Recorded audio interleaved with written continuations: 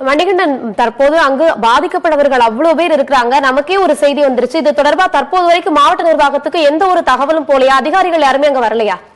வணக்கம் பானு.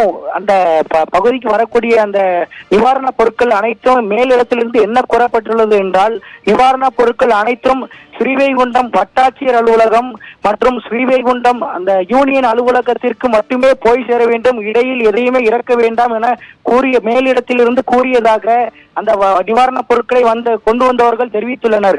எனவே அவர்கள் நாங்கள் என்ன செய்யட்டும், இந்த எங்களுக்கு இப்படி சொல்லியிருக்காங்க, அதனால நாங்க அங்கதான் கொண்டு இறக்குவோம், ஊழல் அப்படி இருந்தாலும் எங்களை இறக்கக்கூடாதுன்னு சொல்லியிருக்காங்க மேலிடத்திலிருந்து அப்படின்னு ஒரு தகவல் அந்த ஓட்டுநர் நமக்கு பிரத்யேகமா தெரிவிச்சிருக்காரு. அந்த அடிப்படையில தான் அவங்க எல்லாரும் அந்த கண்ணுக்கே இவங்க கஷ்டப்படுறாங்க, இவங்களுக்கு பொருள் தேவை, நிவாரணம் தேவைன்னு தெரிஞ்சும் அந்த பொருட்கள் அனைத்தும் ஹெட் குவார்டர்ஸ்க்கு தான் கொண்டு போயிட்டு இருக்காங்க பானு. இதனால் மாவட்ட நிர்வாகம், மாவட்ட ஆட்சியர் அவர்கள் இது குறித்து உடனடியாக தலையிட்டு இந்த விவகாரத்துல அனைத்து சுற்று வட்டார கிராமங்களுக்கும் சென்று அந்த நிவாரண பொருட்கள் போய் சேருகிறதா என்பது குறித்து கண்டறிய ஒரு குழு ஒன்றை அமைத்தால் மிகவும் நலமானதாக இருக்கும் என்பது நமது சத்தியம் தொலைக்காட்சி மாவட்ட நிர்வாகத்திற்கு கோரிக்கை வைக்கிறது பானு.